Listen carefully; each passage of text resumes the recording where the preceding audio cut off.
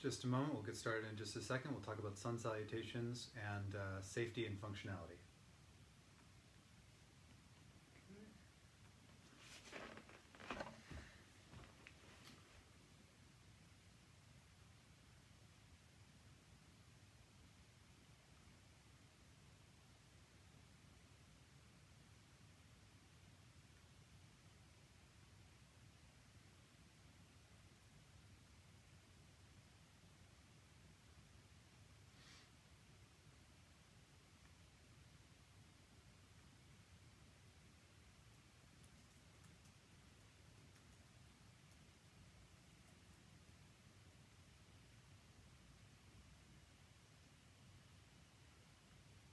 Okay.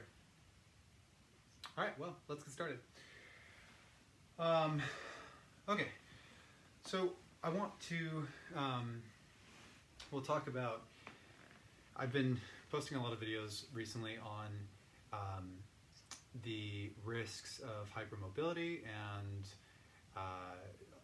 sort of putting down a lot of really common yoga poses and explaining how the anatomy and physiology of the body does not support the wilder poses, which, for example, in the case of Ashtanga yoga, eliminates like half of the poses, because in Ashtanga yoga, like half of the poses are really, really wild. So I've talked a lot recently about sort of eliminating those crazy poses from our canon, but what about the rest of yoga? Because obviously I'm a yoga teacher. My page says a lot about yoga. I promote yoga. I think yoga is a great practice. So let's look at, I had a request or a suggestion to comment on Ashtanga and maybe some of the safer parts about it, and maybe sun salutations. So I'll do that. And I think the sun salutations are a really good place to focus, because the sun salutations are the part that, you know, regardless of whether you're practicing Ashtanga yoga, some kind of vinyasa flow yoga, not really hatha yoga, because they're not going to do really traditional sun salutations so often. But you pick a yoga class, go to your core power, go to your local yoga place, and everybody's going to do your sun salutations. Pretty much. Most people, you're going to do sun salutations. So is that safe? I mean, come on, at least that's safe, right? Well, it depends. As with everything in anatomy, it depends. And let's just look at the poses and break them down one by one and see if they're safe. And see if they're functional, too. Because I think there's a difference between saying, well, yes, it's safe to do this pose, but is it functional to do this pose? In other words, are you going to get hurt doing sun salutations? Probably not. Is doing a sun salutation the way it's classically taught, are classic sun salutations the most effective way to warm the body up in preparation for yoga? Are they functional if you're doing this as an exercise 6 days a week, right? Because in Ashtanga yoga, you practice the primary series 6 days a week, right? That's your main source of physical conditioning. So if you're doing something for 6 days a week, I don't think we should just be asking, is it safe, right? Because even if it is safe, if you're spending that much time on something, is it the best use of your time? Could you optimize that system better? And I think Ashtanga is really lacking in the functional department. So let's look at the safety of the sun salutations. So first, in sun salutations, well, you start from standing. Obviously, it's really hard to screw up standing. Don't get me wrong. In our modern postural, cultural conditioning, we screw up standing all the time. So you could teach an entire class on just how to stand properly, how to have intra-abdominal stabilization, midline stabilization. You could teach a whole class on just how to stand, and that would be effective use of your time. But okay, so you start off standing, useful, fine, totally safe. What is our next movement from standing? Inhale, reach up. Okay, well, there are some things that could potentially go wrong here because of bad cueing, but not necessarily because of the pose. And I'll point out one common flaw here, because this is actually really important, and I need to make separate videos for this because this is so important. But as yoga teachers, when we reach overhead, a lot of times we'll cue to drop the shoulders down and squeeze the shoulder blades together. So we'll say, drop the shoulders away from the ear and draw the shoulders back. And that is no good for the shoulders. So just heads up, I'll do another video on the shoulder mechanics, but make sure, all right, so we reach up, we're lifting the shoulder blades up, we're externally rotating and all that. Good, awesome. We need to be able to move our arms. This is really, really important. What do we do all day? We have our shoulders forward, we're looking down, we're not really moving our arms. Like the greatest degree of movement we have with our arms is like we reach over, or we like open a refrigerator or a door or something. So we don't really move our arms. So the first, right out of the gates in Ashtanga Yoga, what do? We reach up, take a big breath in, and use the full expansive, elastic force of our lungs. So these are really important things that immediately Ashtanga is doing in a positive way. So, all right, so we get into a yoga practice. We reach up, we breathe. Awesome, we're learning how to use our diaphragm. We're learning how to find space in the sides of our lungs, in between our ribs. We're finding space behind our heart, up under the collarbones. Amazing things. We don't know how to breathe properly, so we're off to a good start in a sun salutation. But what's next? The next movement is a forward fold. And I would argue that although doing a forward fold once or twice or once in a while, there's nothing wrong with trying to touch your toes, right? But the way that we do it, and if you happen, I'm not commenting today on modifications. I'm not going to comment on, well, is it safe if you modify? I'm going to comment on if you're doing the classical, the full version of each pose, is that functional and safe? So the next pose is, so we reach up and then we fold forward and we're here. So hands to the floor, straight legs, and we're trying as hard as we can to get the chest down, right? That's the pose. Now, there's nothing wrong with doing that once in a while, but if you're doing this as a regular practice every single day and you're habitually stretching in this way, one, you'll become addicted to stretching in this way, but that's another conversation. Two, this is full flexion of the body, right? So this is full spinal flexion, to be touching your toes like this. And what are we doing all day? Well, we're not sitting with nice, tall posture at our desks or at our, whatever, if you're at our desk or in a classroom. We're not doing that. We're slouching on the couch, at the desk, wherever, playing with our dogs. We're slouching all the time. We're already in flexion so much. Why would we then, and I know this is just one movement out of several during a sun salutation, but the Ashtanga system in general has so much really deep flexion of the spine and of the hips. I just want to point out that I don't think that's useful. I don't think I think that's reinforcing damaging patterns. What do we do all day? We're in flexion. Then we go to yoga, we're in flexion. That's not useful. Let's lift. Let's focus on strength and stability of the spinal muscles, okay? So I don't like the forward fold, so I think it's really important, obviously, when we fold, instead of focusing on forward folding, get the knees bent, get the hips back, and focus on, like, hold here. This is basically a deadlift with no weight. So the way I teach yoga, we don't do forward folds. We just do, like, no weight deadlifts. So you hinge at the hip, you fold forward with the bent knees, you don't worry about the ground. Nobody cares about the ground. When you lift halfway, you lift nice and tall, that kind of thing. Okay, so the next movement, what do we do? So we fold again, plant, back, and to Chaturanga, upward facing dog, downward facing dog. There's a lot of subtleties in that movement that frankly warrant a lot of like individual videos for each of those poses.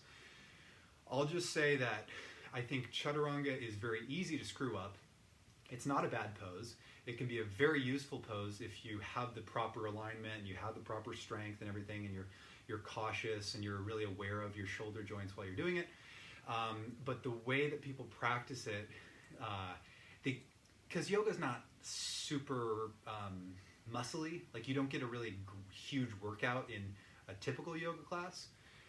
Not that you can't. Like you can do a yoga class, you could teach a yoga class that really kicks your ass, but most yoga classes you're not getting that huge kind of hoorah. So the chaturangas are this part where you're like kind of doing push-ups, so people tend to really push through it. So I think that specific component is useful. You just got to be aware, and I think it's really important to take it in baby steps. So I don't even teach chaturanga in my own classes, but what I do teach is this. So okay, so we folded forward with nice bent knees because we don't want to strain our low back, and then we plant the hands, step back, and then lower the knees. And instead of bending the elbows like all the way down to here, we just put a tiny bend and then do a little tiny up dog, and then to downward facing dog or child's pose. So you get used to, because the problem is that and I'll turn slightly, is that when you, what happens is that your shoulders start to move, drift up towards the ears or something. So you start to bend the elbows, and then you start to shrug the shoulders. So basically I teach people to, protract, retract, find neutral, and then bend your elbows, and then as soon as you notice your shoulders start to drift, you've gone too far. So you find your happy medium, and you do like a baby chaturanga, and then you build up the strength and so on. And then chaturanga can be an awesome pose. So, all right, so that place is good. We're building shoulder strength and stability. But again, this is only a pushing motion. Remember, so far we've gotten a little bit of opening in the rib cage. We've learned how to reach over our heads, really important stuff. But, okay, and then we're pushing. What does pushing strengthen? It strengthens the muscles on the front side of the shoulders and chest. Well, if those muscles get tight, what does that do? You start to look like a real bro, and this is, not just aesthetically kind of ridiculous, but it's dysfunctional, and it starts to, you might get some of this thoracic outlet syndrome. You might just be tight. The muscles on your back, your rhomboids, your traps, serratus, you start to look at my scapula. You can get scapular winging, where this starts to go off of the back. So you can do all sorts of things there. If we're only doing pushing exercises, yoga doesn't have any exercises that really give you a pulling movement. So you never get an opportunity to pull. So that's one of the major things that we're lacking. Even if Ashtanga was a good system, complete or a reasonably good system together, if we threw out all the crazy poses, we'd still never get any pulling. The other thing, so again, remember, Ashtanga yoga is supposed to be practiced 6 days a week. This is what you do. This is how you exercise. And we never get to pull anything. Well, that's not true. The only pulling that we do in Ashtanga yoga is to literally pull ourselves deeper into flexibility, which I've already made a bunch of videos on how that's not good for your ligaments. So, by the way, a lot of research is starting to indicate we might not even need to stretch. There might be no need for any stretching of any kind. I don't 100% agree with that, but there are people that are trying to say you don't need to stretch at all. My knowledge on that would be, I was just looking for my here in the I'm glad I had this nearby. So in the National Academy of Sports Medicine exercise, the corrective exercise training to become a corrective exercise specialist, they have all these different contraindications for stretching. And basically they say, if you're injured, my shoulder hurts, so I should stretch it out. They say don't do that. If it hurts, don't stretch that area. You're not helping it. They say only stretch muscles that have been identified through movement assessments to be chronically tight. In other words, don't just stretch everything. You don't need to stretch every muscle in your body. You just need to maybe stretch the ones that are chronically tight. And Ashtanga as a whole system just stretches all of your muscles, which is not useful. Now your whole body just becomes extremely bendy and flexy, which isn't useful. The other and again, in Ashtanga yoga, there's so many forward folds, and don't get me wrong, there are a lot of back bends, but there's not a lot of like spinal strengthening. So I don't do, I'll give you an example. One pose that we do a lot in yoga is bow. So we grab the legs, kick, and lift up. I'm not going to do it crazy. I haven't warmed up at all. But you basically kick and you lift up. You're using leverage to do that, though. What if, as an alternative, we only used the strength of the back to get up? Like, what if I bent the legs, and instead of grabbing and kicking up using the strength of my legs, what if I let go of my feet and then tried to lift up? Now I have to actually use the strength of my butt, my hamstrings, my back to lift up. So there's none of that in Ashtanga, so that's a real bummer. There's not a lot of like genuine strength and stability. There's a lot of forcing, a lot of leverage, a lot of gravity pulling you deeper into flexibility, which isn't really useful. Hold on a second. By the way, if there are any questions on any of this stuff, I'm happy to answer them. So please type it up if you've got something to say, or something you're wondering about in your own practice. Or if you disagree with me, because I know I say a lot of things that I'm like bashing. I'm a yoga teacher, but I'm bashing traditional yoga. I've never been one to really care for tradition. I've always been one to, I don't like authority. I got kind of some problems. That's my own business. But I don't believe something just because an authority figure said it. And so if Iyengar said it or Patabi Joyce said it, I don't give a shit who they are. I give a shit the validity of what they're doing. So if you disagree with anything, please comment, and I'm happy to address that. So, okay. The other comments I want to say, and this is sometimes in yoga, most yoga poses move beyond normal range of motion for the body. I've got a whole bunch of videos explaining what normal range of motion is. Basically, if you're moving beyond normal range of motion for a typical human being, and you're doing that every day, then you're going to destabilize your joints. So, Warrior One pose, really simple pose. It's not extreme at all. Not extreme at all. I don't like it though, because it's not functional. It doesn't, for example, our hips in Warrior One, the front hip in this lunge is fine. Everything with the front leg is fine. But what about, the most functional movement, by the way, as a human being is walking, right? So how do we walk? We should walk with our feet straight forward, so we shouldn't be turning our feet out and then walking like this. That's not functional, right? We should have our hips mainly square. So when I walk, I should keep my hips square, right? So in Warrior One, I've turned my back foot out and my hips are open. You can't actually square your hips in Warrior One. It's not really possible. So you've got the foot turned out and you're stretching this ligament on the front side, the Y ligament of the femur. So you're stretching out the hips capsule. You're moving the leg way further than it should go. The leg should be able to move about this far behind you. This is as far back as your leg needs to go, according to the American Association of Orthopedic Surgeons. So this is as far as you need to go. And then in yoga, we take the foot way back here, right? So, we do it in external rotation, which is the least stable position for your hip during extension. So when the leg goes behind you, internal rotation is best, okay?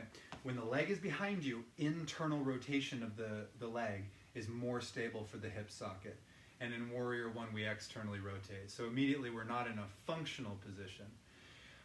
The opposite is also true, that in flexion of the hip, external rotation is more stable, okay? So just think about a lot of these poses. So we do the Warrior One, we do Warrior Two, triangle. All these poses are beyond normal range of motion. So it's not that you're going to get hurt doing them necessarily today, this year.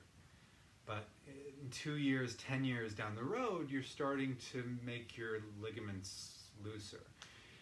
So if it sounds like I'm starting to suggest that yoga, all of yoga, well, it's all fucked. All of it's fucked. We can't do any of it. Everything's going to make your joints loose. You're just going to get injured. If that's what it sounds like I'm starting to say, well, it is kind of what I'm saying. What I'm saying is that I think yoga needs to be looked at again with a really critical eye. That the poses, the physical stuff that we do in yoga, it's only about 100 years old anyway. So why do we give a shit? Let's change it. Let's fucking throw away all the shit that doesn't work. Why not? It's not in some holy book. It's not sent from the gods. It's just some stuff we made up. And it felt good at the time. And it does feel good to do those poses. But it's not maybe the most optimal thing that we could be doing with our time. We could be doing better, more functional movements with our time. I already demonstrated, it's not that hard to modify, right? We can basically take all of the normal primary series, throw out the crazy poses, and then all of the lunges and the forward folds and all of that stuff, all we have to do is little modifications. Just change it a little bit. Just tweak it a little bit so that we're not using leverage or gravity to get into any positions, and we're not ever forcing ourselves, ever pulling ourselves, right? If we did that, then we'd have a really, really great system. So I'll give you an example so that you just have some food for thought. So again, the first pose, we reach up. We don't have to do anything about that. Then we fold forward. This is no good in my opinion. All we have to do to modify is bend the knees and not go all the way down to the ground. Easy. Now I'm using the strength of my back to hold me here, right? Awesome. This is a great pose. Everybody should be able to hinge at the hips. This is an important movement. How do you pick things up? Right here, right? Pick things up off the ground. That's a functional movement. So, okay, so we fold forward. All we had to do was bend the knees and lift up a little bit. Easy. We didn't have to change much at all. All right, so your chaturangas. I already went through this, but basically just put your knees down. Only bend a little. Upward facing dog. Instead of keeping the knees off of the ground, put them down, right? And instead of pushing and dragging and lifting up into this huge back bend, just be restrained. Use a little bit of restraint. Doesn't take a lot of modification, right? Downward facing dog. Instead of having the heels drop down to the floor and focusing on that, because nobody gives a shit if your heels are on the floor except for you, lift your heels up, get some engagement in the calves, bend the knees, and then push through the arms, right? So there's a lot of ways, and then you take all the strain off of the sacroiliac joint. Warrior one. Okay, so instead of externally rotating the back leg, internally rotate it. Now you're looking at balancing, right? Now I have to actually use my balance and coordination. Okay, but now we still have this issue of the front ligament. Easy. Bend the back knee. Just do like a medium lunge. Or kind of even better would be to do a short lunge like this. I know this doesn't even look like a yoga pose, but this is way better, right? This is way more functional. And this is how we squat down. We take a knee. We're right here, and then boom, I'm ready to get up, right? Right here. This is a really functional position to be able to get up like this. So instead of having this huge lunge, which is totally dysfunctional, just step it in. Bend the knee, squat down like this. Yeah? And that's really hard to hold too. It takes a lot of strengths. Hold on. All right. So what about a back bend? How much of a back bend is functional? Well, 90 degrees, I think is the measurement. I'd have to confirm that in the book. I've got a book full of ranges of motion. My approach to yoga is pretty straightforward. Any movement. If I have the book, so I have a book full of all the different ranges of motion for any joint.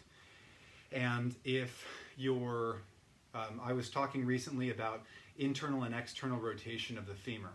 So in these yoga poses, you should be able to get 45 degrees internal, or this is internal rotation, and 45 degrees external. But you don't need more than that. So if somebody comes to work with me, and they have, 25 degrees of rotational ability. Then I'm going to work with them on mobility. I'm going to work with them on flexibility, and I'm going to get them to be able to move better and move more. I want them to be more mobile. But if somebody comes to me with 70 degrees of external rotation, I'm genuinely concerned for that person's hip, for that person's knee, because they're probably too mobile. So I'm not going to work with them at all on flexibility in that area. And I'm only going to work with them on strength. So if you come and you're not flexible, I'm working to get you to that middle point. If you come over here and you're really flexible, I want to bring you back. I want to make you less flexible. So again, you come here, you're not flexible, I want you to get flexible. If you come here, you're really flexible, I want to get you less flexible and more strong. I want you to be here in this place.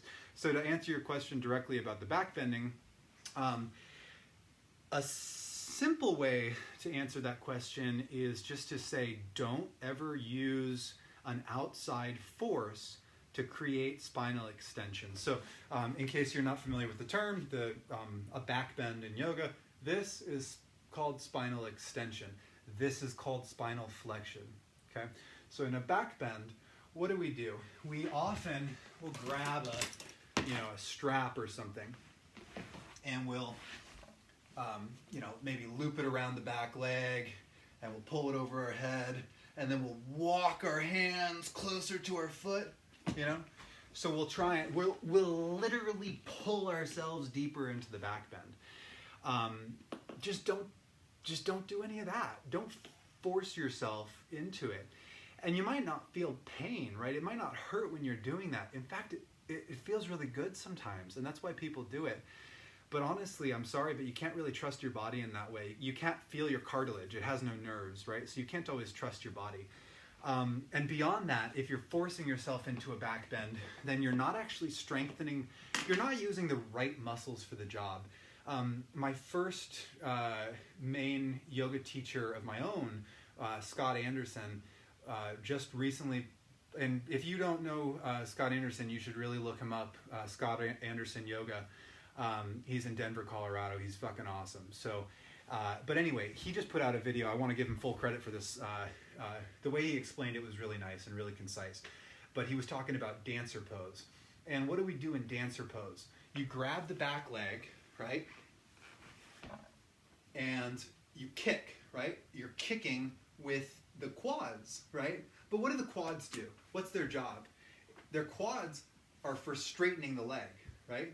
So you're kicking with the quads, which would straighten the leg.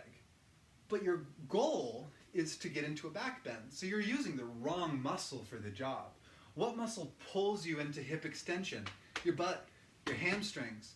So why aren't we using the hamstrings, using the butt to lift up, and using the back?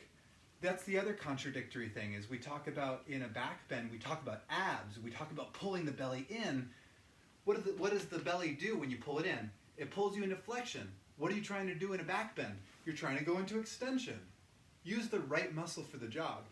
So if you're going into a back bend, let go of the leg. You don't need it. You don't need that leg at all, right? So just lift on your own. Just squeeze the butt, squeeze the hamstrings, squeeze the muscles of the back, and that's as far as I can go. It's not, glamorous, but I'm using all the right muscles. And if I'm using the right muscles for the job and I'm not using leverage, then it's really hard to go too far. It's really hard to go into hyperflexibility. I'll prove it to you. Here's another example. What do we do in Ashtanga Yoga a lot? Oh, you know where it's going, behind my head. Well, with my hands, it's a difference between active and passive range of motion, okay? So passive range of motion is I use my hands, I grab my leg, and I put it behind my head. Okay, so look at this. Passive range of motion, I can get it behind my head, but I refuse to do that anymore. So I'll go to here just to prove a point. So here we go. If I have my hands and I have passive range of motion, I can go here. Now, if I tried to hold this with my active range of motion, I can't do it. My leg goes. It flies out. What does that mean? It means I'm not in control of the position, right?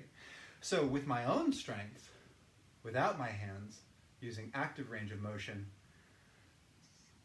that's it. That's as close as I can get to getting behind my head, right? So if I grab my feet and I pull, can I hold it there? Yeah, I'm in control, right? What about here? Oh, I can, it's really hard. I am working really hard to hold my leg right here. I'm like literally shaking, okay? But if I pull it any further, can I hold it? No, I can't. I'm not in control, right? So the same theory goes for back bends. Just don't use leverage and you're pretty much fine. That means no wheel, unfortunately. That means no bow pose.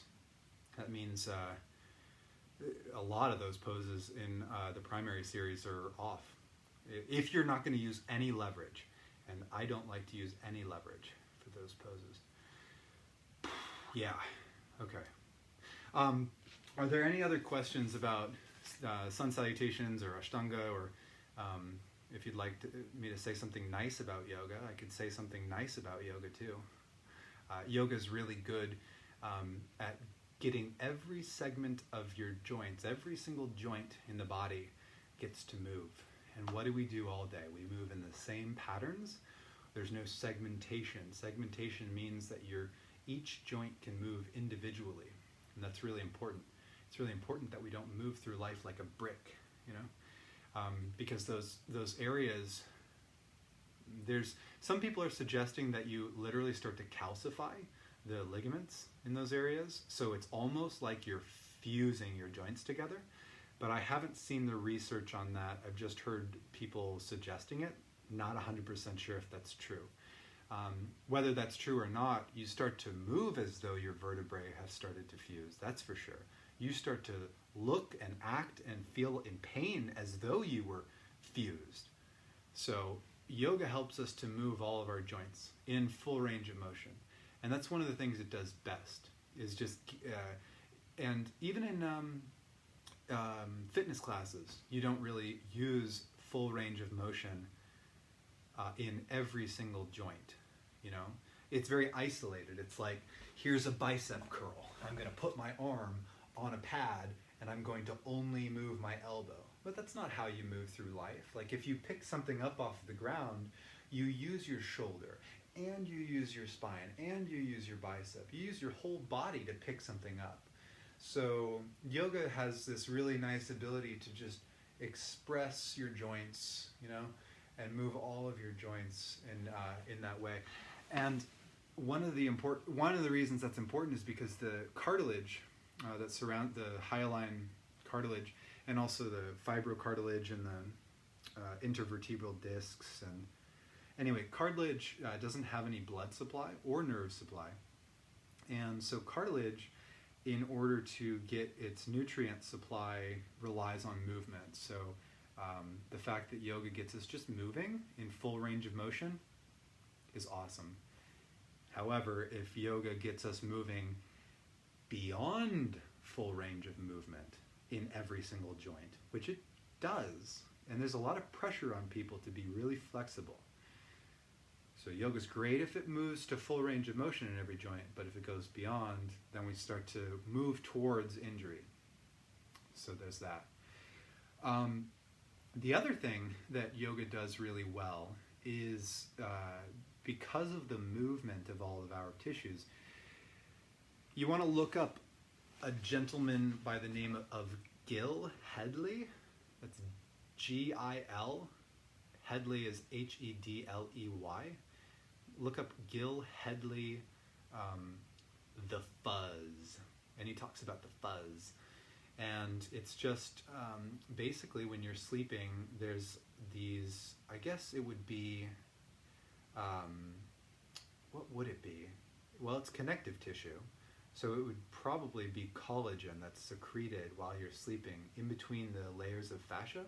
So your layers of fascia should be slippery. They should be able to slide. Muscles and tissue should be able to slide over one another. But this fuzz develops between those layers when you're sleeping, and it's like cobwebs, and it kind of sticks. At least this is what his explanation is. But all it takes is a little bit of, just a little stretching, just a little movement in the morning, and that fuzz just disintegrates back into the body, and you drink some water and you hydrate your fascia, and all of a sudden you can move again without restriction. So yoga is good because it moves your whole body in that range of motion. So it's good. It gets your tissues just kind of moving, and that's important. However, I have to point out that a lot of the supposed health benefits of yoga are not exclusive to yoga. In other words, you could just go for a walk and it would be just as good. And if you went for a walk, you wouldn't be doing any sort of hyperflexibility.